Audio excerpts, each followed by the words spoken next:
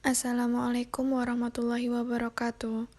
Perkenalkan, kami dari kelompok 5 yang akan mempresentasikan hasil kerja kelompok kami mengenai pemikiran ekonomi Muhammad Baqir As-Sadr, yang beranggotakan saya Agil Rahmadani, Amalia Safira Raisa, Salsa Rahma, Fania Laras, Aditya Rizky, Wiken Winahyu, dan yang terakhir Randy Novian. Selanjutnya membahas mengenai sejarah singkat Baqir As-Sadr. Muhammad Baqir As-Syahid dilahirkan di Kadimiyah pada 25 Dzulqa'dah 1353 Hijriah atau 1 Maret 1935 Masehi. Datang dari suatu keluarga yang terkenal dari sarjana-sarjana Syiite dan para intelektual Islam. Karena kepintarannya yang mengagumkan, maka di usia 20 tahun Sadr telah menjadi mujtahid mutlak dan kemudian berkembang menduduki jabatan di otoritas yang tertinggi dari marja atau dewan hukum atau otoritas. Otoritas atau wewenang rohani dan intelektual ini di dalam tradisi atau budaya Islam juga menjelma di dalam tulisan Sadr dan di dalam bukunya Iqtisaduna, yang artinya ekonomi kita. Beliau menunjukkan metodologi kebebasan yang didukung dengan pernyataan intelektual yang berkualitas. Di bukunya Falsafatuna, Filsafat Kita, dan Iqtisaduna, Sadr menawarkan suatu kritik komparatif terhadap kapitalisme dan sosialisme, dan menawarkan suatu solusi pemikiran yang islami dan kerangka-kerangka dari suatu sistem ekonomi Islam. Ditulis pada tahun 1960-an.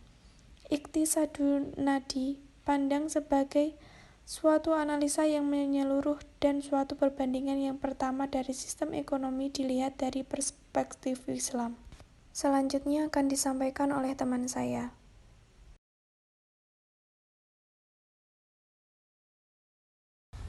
Yang selanjutnya yaitu karya-karya Baqir As-Sadr. Said Muhammad Baqir Syad menulis kitab-kitab dalam berbagai bidang. Yang pertama yaitu ada bidang fikih, usul, logika, filsafat, ekonomi, teologi, tafsir, sejarah, dan politik. Berikut adalah karya-karyanya. Yang pertama itu Fadak fil al-Tarik, yaitu Fadak dalam sejarah. Yang kedua ada Falsafatuna, yaitu filsafat kita. Yang ketiga ada Iqtisaduna, yaitu ekonomi kita.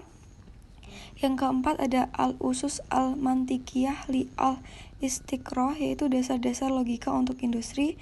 Kemudian ada Al-Ma'alimul Jadidah li Al-Usul, yaitu petunjuk-petunjuk baru usul. Kemudian ada Buhutsun fi Syarh al-Urwah al-Wuthqa, yaitu keterangan kitab-kitab al-Urwah al-Wuthqa.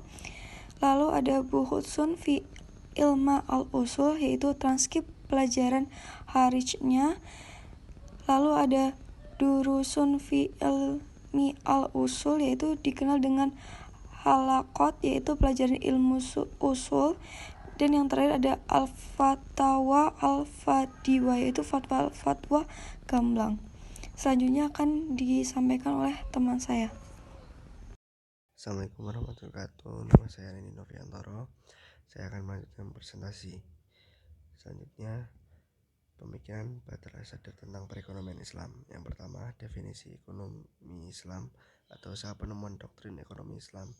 Yang kedua, karakteristik ekonomi Islam. Yang ketiga, teori produksi Baqir As-Sadr. Yang keempat, teori distribusi Baqir As-Sadr. Yang kelima, tanggung jawab pemerintah dalam bidang ekonomi. Yang pertama, definisi ekonomi Islam atau usaha penemuan doktrin ekonomi Islam. Ekonomi Islam adalah suatu doktrin, karena itu berhubungan dengan setiap ketentuan dasar dari tujuan ekonomi yang berhubungan dengan ideologi keadilan sosial. Menurut Baqir As-Sadr, ekonomi Islam adalah cara atau jalan yang dipilih oleh umat Islam untuk dijalankan dalam rangka mencapai kehidupan ekonominya dan dalam memecahkan masalah ekonomi praktik sejalan dengan konsepnya tentang keadilan. Islam tidak mengurusi hukum permintaan dan penawaran, tidak pula hubungan antara laba dan bunga, fenomena diminishing return atau penyusutan hasil produksi yang tercangkup dalam ilmu ekonomi, the science of economic. Peran pemerintah ini dalam konsepsi Sadr berkenaan dengan upaya mewujudkan kesejahteraan di tengah-tengah kehidupan manusia. Dua peran pemerintah yang penting dalam hal ini adalah mewujudkan jaminan sosial dan keseimbangan sosial. Badan Sadar memiliki sistem ekonomi Islam sebagai bentuk dari keseluruhan sistem yang Islamik dan tetap menekankan bahwa sistem ekonomi Islam harus dipelajari sebagai suatu keseluruhan interdisiplinari bersama-sama dengan para anggota masyarakat sehingga terbentuk agen-agen dari sistem ini. Karakteristik ekonomi Islam. Dalam pandangan Bakir Asyadar, ekonomi Islam memiliki konsep kepemilikan yang dikatakan sebagai Islamic Banking volume 2 nomor 1 edisi Februari 2016, yaitu 53 kepemilikan multijenis. Yang pertama, kepemilikan swasta atau private. Dalam pandangan Bakir Asyadar, hanya terbatas pada hak memakai dan adanya prioritas untuk menggunakan serta hak untuk melarang orang lain untuk menggunakan sesuatu yang telah menjadi miliknya. Yang kedua, kepemilikan bersama yang terdiri dari kepemilikan publik dan kepemilikan negeri. Perbedaan kepemilikan publik dengan kepemilikan negeri adalah terletak pada tata cara pengelolaannya. Bagi Asyadar, kepemilikan publik harus digunakan untuk kepentingan seluruh anggota masyarakat. Beberapa sektor kepemilikan publik, contohnya yaitu keberadaan rumah sakit, sekolah, dan infrastruktur jalan. Sedangkan kepemilikan negara dapat digunakan tidak hanya bagi kebaikan semua orang, melainkan juga dapat digunakan untuk suatu bagian tertentu dari masyarakat jika memang negara menghendaki demikian. Assalamualaikum warahmatullahi wabarakatuh. Saya Wikan Winahyu akan melanjutkan presentasi slide yang ke-7, yaitu tentang teori produksi Bar As-Sadr. Bar As-Sadr membagi dua aspek dalam produksi, yaitu yang pertama aspek objektivitas atau keilmuan berhubungan dengan sisi keekonomian dan pelaksanaannya seperti berhubungan dengan para pekerja, hukum produksi, dan fungsi-fungsi biaya. Aspek keilmuan ini berhubungan dengan pernyataan teknis dan efisiensi ekonomi. Yang kedua, aspek subjektivitas dan doktrin. Apa yang diproduksi dan untuk siapa diproduksi adalah patokan bagi perintah dalam Islam yang diperbolehkan atau barang-barang yang sah dan berbagai macam kategori barang seperti kelayakan dan kenyamanan.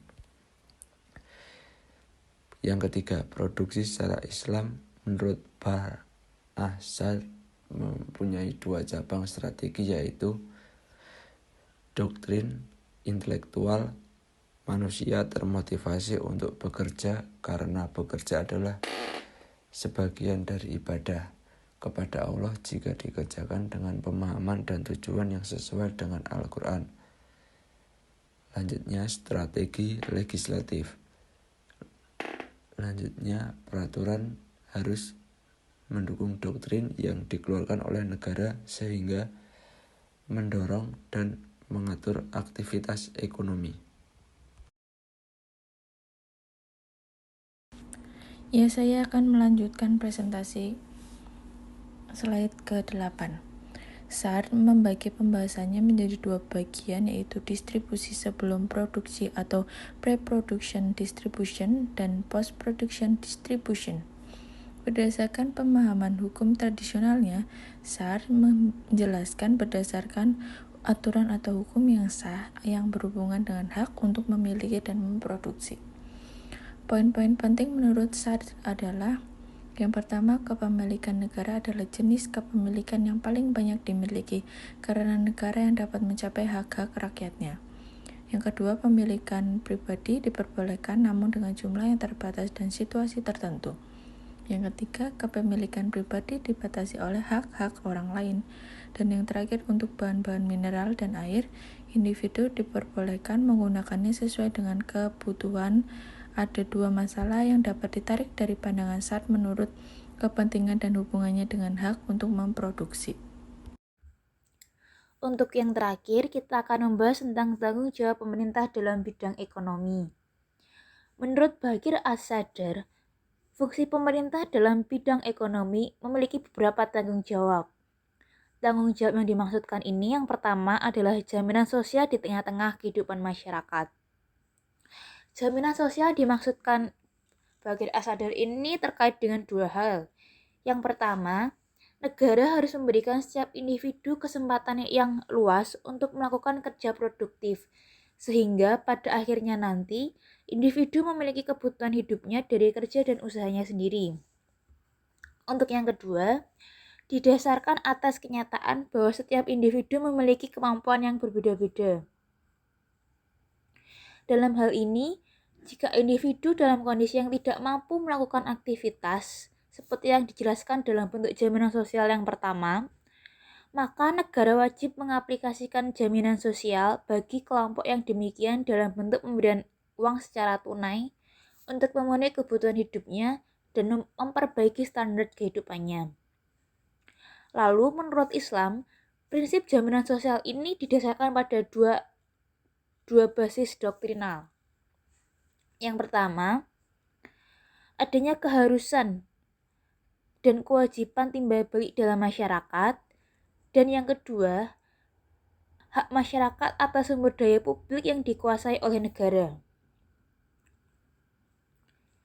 Kedua basis tersebut memiliki batas dan urgensi tersendiri yang berkenaan dengan penentuan jenis kebutuhan apa yang pemenuhannya harus dijamin, juga berkenaan dengan penetapan standar hidup minimal yang harus dijamin oleh prinsip jaminan sosial bagi setiap individu. Lalu, tanggung jawab yang kedua adalah mewujudkan keseimbangan sosial. Konsep keseimbangan sosial menurut Bagir As-Sadar ini didasarkan pada dua asumsi dasar, yaitu yang pertama ada fakta kosmik. Fakta kosmik ini merupakan suatu perbedaan yang eksis di tengah-tengah kehidupan masyarakat.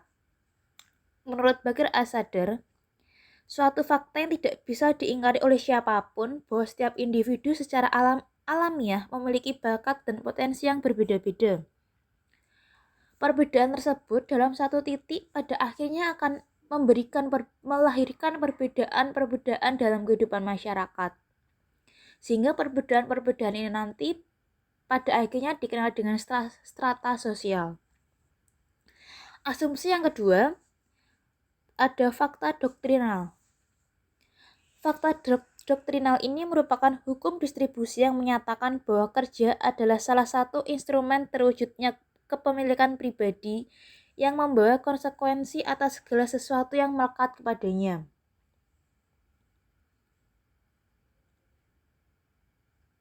Jadi, konsep keseimbangan sosial dalam Islam menurut Bagir As-Sadar ini adalah konsep keseimbangan yang harus didasarkan pada dua asumsi dasar yang telah saya sebutkan sebelumnya. Sekian dari kelompok kami. Kurang lebihnya kami mohon maaf. Wassalamualaikum warahmatullahi wabarakatuh.